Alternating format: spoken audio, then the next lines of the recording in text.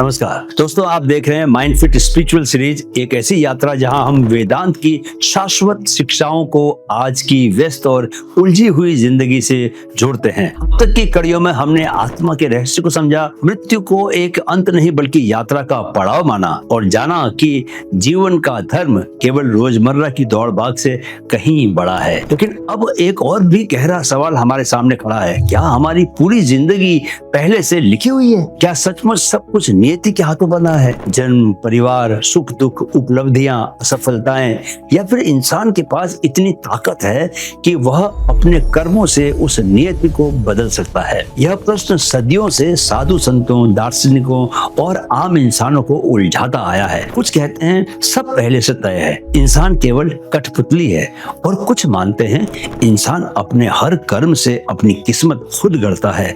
तो सच्चाई क्या है? क्या हम केवल अपने भाग्य के कैदी हैं या फिर अपने भविष्य के निर्माता भी हैं? आज की इस कड़ी में दोस्तों हम इसी रहस्य को खोलेंगे, कर्म और नियति के उस अद्भुत संबंध को जो हमारी जिंदगी की असली दिशा तय करता है। सबसे पहले समझते हैं कि किस्मत बनाम कर्म का मसला क्या है। कभी आपने दोस्तों खुद से यह सवाल पूछा है, अगर सब कुछ पहले से लिखा हुआ है तो फिर मेहनत करने का क्या मतलब? और अगर सब हमारे हाथ में है तो फिर किस्मत जैसी चीज क्यों बार बार सामने आ जाती है? लोग अक्सर सहजता से कह देते हैं दोस्तों, भाई जो लिखा है वही होगा। लेकिन क्या वाकई ऐसा है? क्या इंसान केवल भाग्य की लकीरों में बंधी एक कठपुतली है, या फिर उसके कर्म, उसकी मेहनत, उसकी नियत सब मिलकर उसकी किस्मत को नया आकार देते हैं?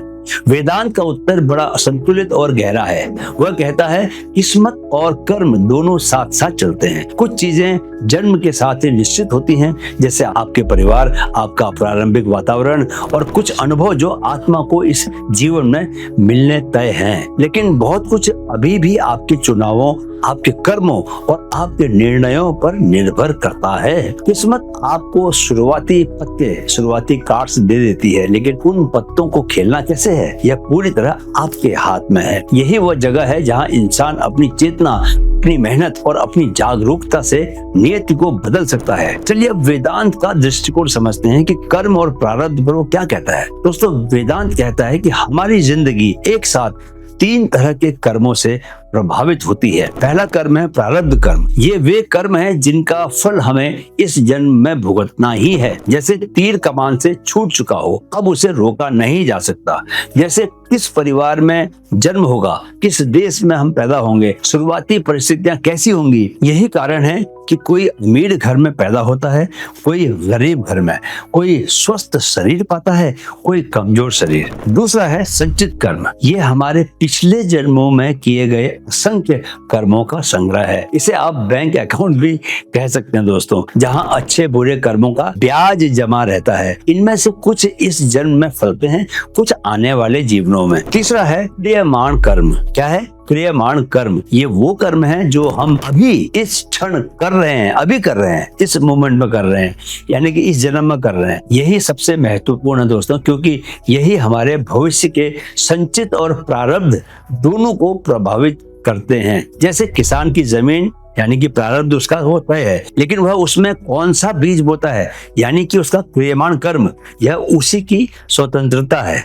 इसलिए वेदांत सिखाता है कि भले ही कुछ बातें पहले से तय हों, पर आपके वर्तमान कर्म हमेशा नए रास्ते खोलते हैं। यही कारण है कि महापुरुष कहते हैं कर्म ही भाग्य को बदल सकता है। अब आपको एक दृष्टांत बताता हूँ। राजा जनक और अष्टाचक्र की कथा। वो यूं है दोस्तों कि एक बार राजा जनक ने अष्टावक्र से पूछा, क्या सब मेरे पूर्व जन्मों के कर्म से तय है? अगर है तो फिर साधना मैं क्यों करूं? तब अष्टावक्र ने कहा मुस्कुराते हुए कि हे राजन, खेत में बीज डालना तुम्हारे हाथ में है, पर फसल कैसी होगी ये मौसम, पानी और देखभाल पर निर्भर करता है। पुराने बीजों का फल काटना होगा, पर नए बीज बोना अभी भी तुम्हारे हाथ में है। अब समझते हैं दोस्तों कि कैसे हम कर्म और स्वतंत्र इच्छा का संतुलन बना सकते हैं अपने जीवन में। वेदांत कहता है हमारा जीवन आधा पहले से लिखा हुआ है और आधा अभी हमारी कलम से लिखा जा रहा है। 50% प्रारब्ध पास्ट कर्म का परिणाम है। ये वो हिस्सा है जो पहले ही तय हो चुका है। जैसे आप ट्रेन में सफर कर रहे हैं, टिकट और डब्बा पहले से बुक है। कौन से स्टेशन पर बैठेंगे, कौन से पर उतरेंगे, ये आपका प्रारब्ध है। 50% क्रियामाण यानी कि प्रेजेंट एक्शन का प्रभाव। लेकिन ट्रेन में सफर कैसा होगा ये आपके कर्म से तय है। क्या आप खिड़की से बाहर का नजारा देख कर मुस्कुराएंगे, मजा लेंगे, या झगड़ कर समय खराब कर देंगे अपना? क्या आप सफर का पूरा आनंद लेते हैं या पूरी यात्रा शिकायतों में गुजार देते हैं? यह आपके वर्तमान कर्म की स्वतंत्रता है। इसका मतलब है कि आप कैदी नहीं हैं, आप सह निर्माता हैं। जीवन की पटकथा का आधा हिस्सा पहले से लिखा हुआ है, पर कलम अभी भी आपके हाथ में है। अगर आपके पास पत्थर की एक चट्टान है यानी कि प्रारब्ध है, तो उससे मूर्ति बनती है या रुकावट, ये आपके छेनी और हथौड़े यानी कि आपके क्रियमाण कर्म पर निर्भर है। यही कारण है कि वेदांत कहता है भाग्य को दोष मत दो, कर्म को अवसर समझो। जो लिखा है उसे स्वीकार करो, पर जो लिखना है उसे साहस और विवेक से लिखो। दोस्तों, जिंदगी को किस्मत का खेल मत समझिए, यह कर्म की प्रयोगशाला है। कुछ बीज आपने पहले बोए हैं, पर नए बीज बोने का अधिकार अभी भी आपके पास है। दोस्तों, अगर